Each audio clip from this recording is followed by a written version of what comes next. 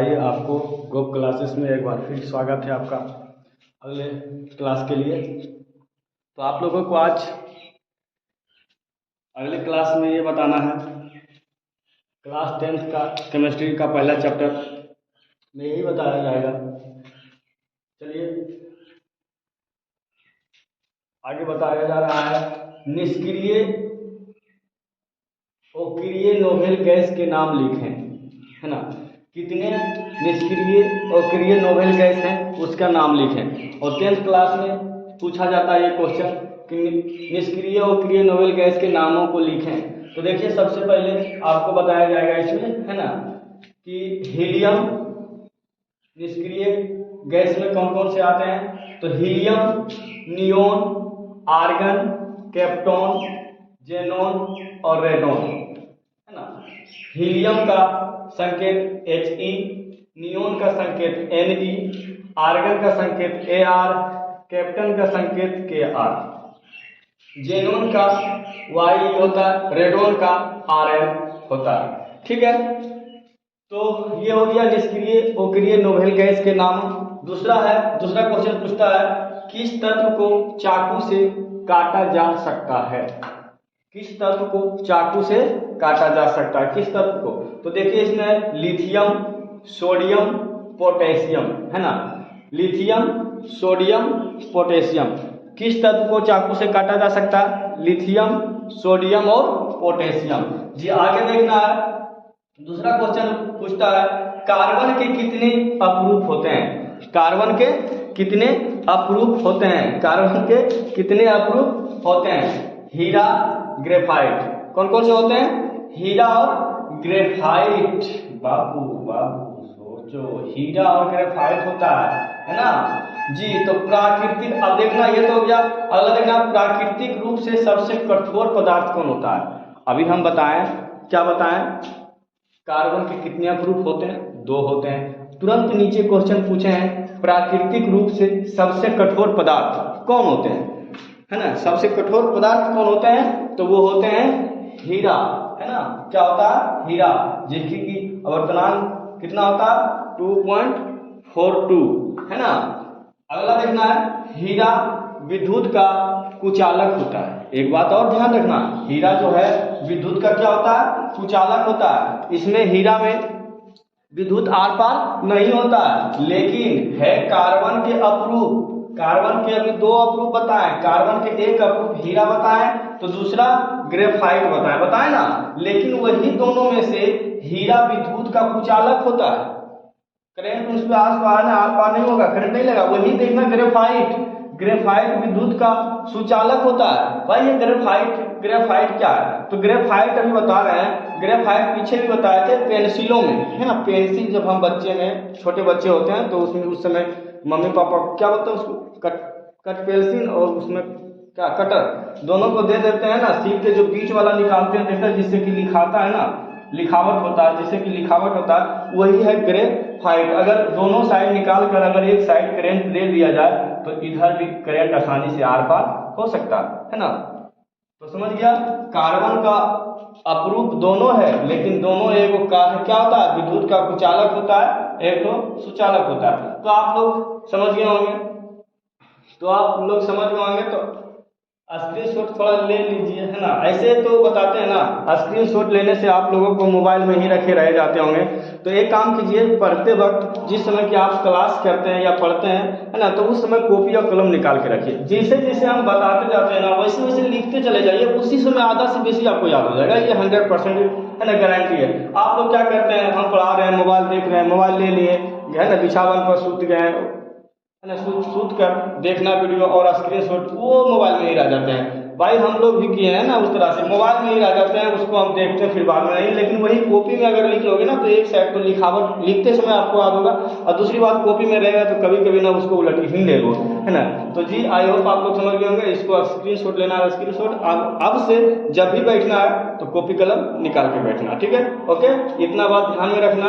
और कमेंट करते जाओ भाई, है ना। कमेंट में कंजूसी हो रहा, देखे उधर 2-3 वीडियो बनाया तो कमेंट में बहुत कंजूसी कर रहा तुम लोग, है ना। हमको भी अता पता नहीं लग रहा तुमको समझ रहा है या नहीं, समझ में आ रहा है या नहीं आ रहा। तो समझ में आ रहा है तो कमेंट करो, है ना। अगर नहीं समझ में आ रहा तो वो भी कमेंट करो कि आखिर क्या नहीं समझ में आ रहा, ताकि अगला वीडियो में उसको समझाने की कोशिश किया जाएगा, प्रयास किया जाएगा, है ना।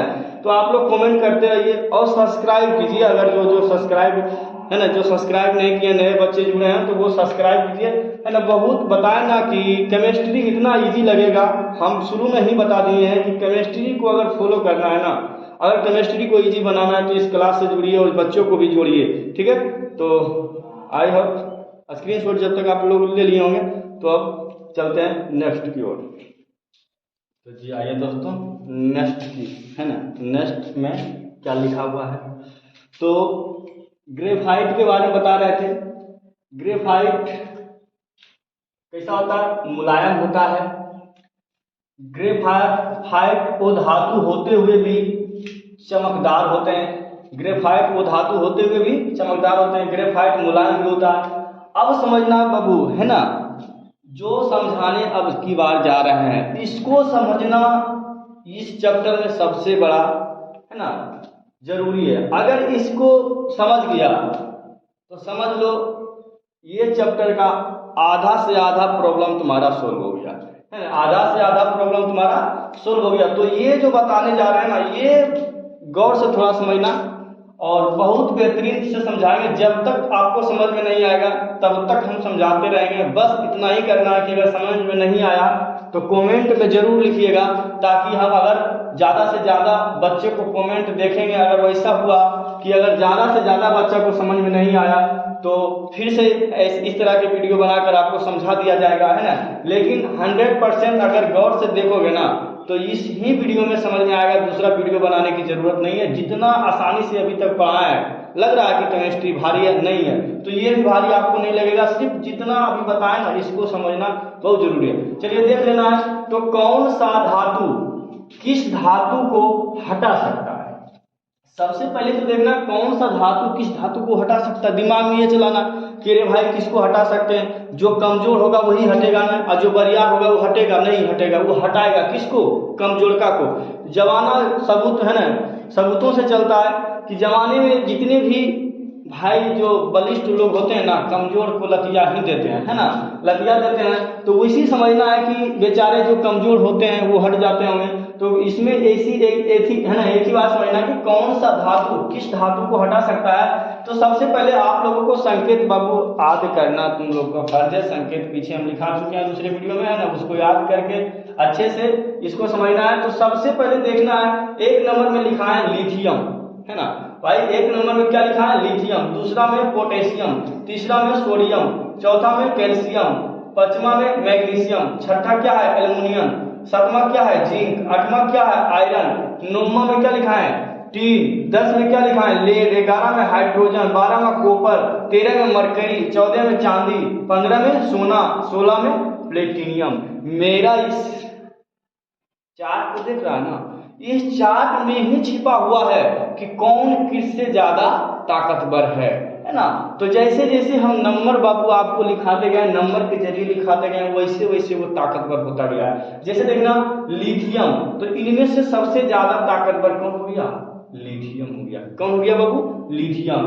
और लिथियम, दूसरा बात कैल्शियम, है ना, कैल्शियम, तीसरा में सोडियम, चौथा में कैल्शियम। यानी कि ये नंबरिंग अब कोई फालतू नंबरिंग नहीं समझ लेना, इस नंबरिंग को तुमको याद करना होगा। इस नंबर के अनुसार 6 नंबर में कौन सी लिखा है थे एल्युमिनियम, 7 नंबर में क्या लिखा थे, है ना, जिंक, 8 में क्या लिखा थे आयरन, तो 12 में क्या लिखा थे कॉपर, 11 में क्या लिखा है हाइड्रोजन, है ना। तो ये नंबर तुमको याद करना ही पड़ेगा तो हालत में, है ना। इस नंबर अगर याद कर लिया, नंबर में लिख लिया कि 3 नंबर में सोडियम लिखाए थे, 13 में, है ना, मरकरी लिखाए थे। तो इस तरह से अगर लिख लिया ना और इस दिमाग में बैठा लिया तो समझ जाना कि आपको इस चैप्टर का आधा से आधा बीमारी भाग गया। यानी कि जो बोलते हैं ना कि हमको सर समझ में नहीं आता है, तो देखना कैसे समझ में आता। तो अब समझ में आ रहा, तो हम बताएं कौन सा धातु किस धातु को हटा सकता है। तो भाई जो हाँ धातु ज्यादा बलिष्ठ होगा, है ना, जो बलिष्ठ होगा तो बताए ना इसमें बलिष्ठ कौन है, तो लिथियम क्या पोटेशियम को हटा सकता है ना, लिथियम पोटेशियम को हटा सकता है ना? जी हटा सकता है। हटा सकता है तो क्या लेड टीन को हटा सकता है? कमेंट में जरूर लिखना है। लेड टीन को हटा सकता? नहीं भाई भाई, ये गड़बड़ हो गया है ना। लेड जो है टीन को नहीं हटा सकता। क्यों नहीं हटा सकता? क्योंकि लेड जो है ना टीन से कमजोर है, कमजोर है, ताकतवर नहीं है, कमजोर है। और कमजोर का आदमी यहाँ जाएगा है ना ढैया मारे ले, तो बताओ उसको क्या होगा? परेशानी होगा बेचारा को, परेशानी होगा कि जाएगा ये तड़ी देगा, वह तड़ी घूम के चलाएगा, है ना, ये तड़ी दे में वह तड़ी घूम के चलाएगा। अब बताओ ये तड़ी में वह तड़ी में चलाएगा तो क्या ये हटा सकता है जी? नहीं हटा सकता। और जब नहीं हटा सकता है तो वही बात रह गया, क्या मैग्नीशियम को कैल्शियम हटा सकता है? मैग्नीशियम को कैल्शियम हटा सकता? जी हटा सकता है। क्यों नहीं हटा सकता? क्योंकि भाई इससे ज्यादा ताकतवर कौन है?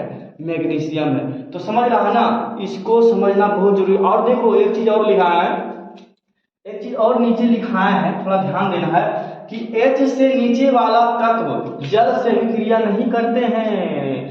जल है ना, H से नीचे वाला तत्व जल से अभिक्रिया नहीं करते हैं, अभिक्रिया नहीं करते हैं। कहाँ? H से नीचे। जी आप बताओ कि इतना नंबर में से H कहाँ लिखे हैं? खोजो जी, यहाँ मिल गया है ना। तो H जो है कहाँ मिला बाबू? 11 नंबर में। और H से नीचे बोले हैं, बल्कि H नहीं, H से नीचे। तो H से नीचे कौन कौन आते हैं? कॉपर, मरकरी, चांदी, सोना, प्लेटिनम, है ना।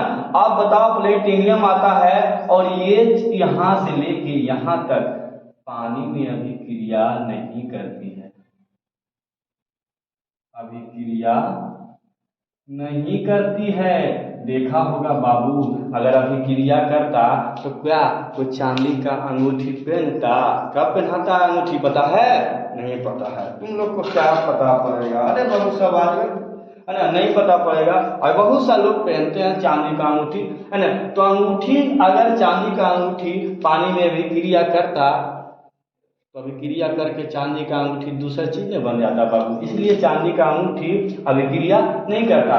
सोना का क्या करता है? नहीं करता है। प्लेटिनियम भी नहीं करता है, कॉपर भी नहीं करता। ये सब अभिक्रिया करने वाला नहीं है। तो याद रख लेना इस नंबरिंग के हिसाब से कि H से नीचे जितने भी हैं धातु है वो पानी से अभिक्रिया नहीं करते हैं। क्या बाबू समझ में आ रहा? तो कमेंट में लिखना, लाइक करना ना भूलो बाबू। लाइक, तुम बड़ी कंजूस तुम लोग है ना, लाइक नहीं करते हो, लाइक नहीं करते हो, लाइक नहीं करते हो। भाई लाइक करो, दबा कर लाइक करो, है ना। क्यों नहीं करेंगे? आप लोगों के लिए हम इतना मेहनत करते हैं। क्या आप लोग एक लाइक भी नहीं दे सकते हैं? जी प्लीज दे सकते हैं तो दीजिए, है ना। तो H से नीचे, H से नीचे जितने भी धातु हैं वो पानी में अभिक्रिया नहीं करेगा। जी और दूसरा पॉइंट इसमें देखिए, दूसरा पॉइंट क्या देखना है बाबू? दूसरा पॉइंट क्या देखना है कि ऊपर वाला तत्व से अधिक सक्रिय होती है, ऊपर वाला तत्व से अधिक सक्रिय होते हैं, यानी ऊपर वाला तत्व जो है वो अधिक सक्रिय होते हैं, है ना। आप बताओ ऊपर वाला तत्व तो अधिक सक्रिय होता है, इसीलिए नहीं हटाता है। अगर बलिष्ठ रहेगा तभी ना हटाएगा। क्या कमजोर व्यक्ति को हटा सकता है? जी नहीं हटा सकता है। तो ऊपर वाला तत्व हमेशा अधिक सक्रिय होता है। लेकिन बापू यहाँ तो एक सवाल और बोले कि पानी में भी क्रिया कितने नहीं करते हैं? 1 2 3 4 5 को है, 5 को है। लेकिन यहाँ थोड़ा देख लेना, मैग्नीज है ना, इधर याद करने के बाद H से नीचे वाला पानी में अभिक्रिया नहीं करता, लेकिन मैग्नीज भी एक ऐसा है, Mg यानी मैग्नीज, ये ठंडा पानी में अभिक्रिया नहीं करता है। ये भी ठंडा पानी में अभिक्रिया नहीं करता है। इसको भी थोड़ा नोट कर लेना, है ना। मैग्नीज भी ठंडे पानी में अभिक्रिया नहीं करते। तो आप पानी में अभिक्रिया करने वाले कितने तत्व हो गए? आप 6 हो गए। एक बढ़ा दिए ना, 6 हो गए। आप इस तरह से आपको बस इसी नंबर के हिसाब से, ये नंबर जो तुमको बैठाया बाबू, ये ताकतवर वाला नंबर है ना। कौन पोजीशन पर कौन है, किसका कितना है ना महंगा है जमाना में, कौन कितना महंगाई से साथ चल रहा है, तो ये है। और चलिए, तो आप लोग को समझ में आ गया होगा। अगर कोई स्क्रीन वाला बच्चे होंगे, शॉर्ट वाले बच्चे होंगे तो स्क्रीन शॉट ले लीजिए जी। उसके आगे आप आगे की है ना नेक्स्ट में देखते हैं। जब आइए अब दूसरा क्वेश्चन में। दूसरा क्वेश्चन है आपको, इसको भी बहुत जरूरी जानना है। जानना जरूरी इसलिए है कि बहुत लोगों को ये नहीं पढ़ना आता है। अगर कहीं पर लिखा होगा, कहीं पर लिखा हो, है ना, SO3 SO4 SO3, तो ये सब पढ़ने के लिए नहीं समझ में आता। तो SO3 क्या होता है, कहीं पर मोनोऑक्साइड हो जाता है, ऑक्साइड हो जाता है। तो इसको पढ़ने के लिए क्या क्या है, इसको याद कर रखना एकदम जरूरी है।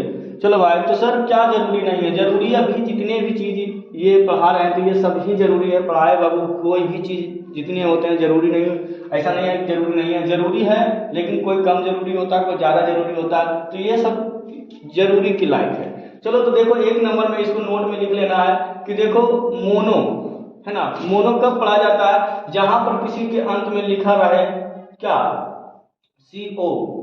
देखो मोनो है, मोनो के अंत में अगर CO लिखा रहेगा, है ना, जैसे कि C से क्या हो जाता है कार्बन, O यहाँ लिख दिए तो ये क्या हो गया कार्बन मोनोऑक्साइड। अगर CO जहां लिखा रहे तो वो क्या हो जाता है कार्बन मोनोऑक्साइड। जैसे कि डाई, इसको क्या पढ़ते हैं डाई, इसको क्या पढ़ते हैं डाई।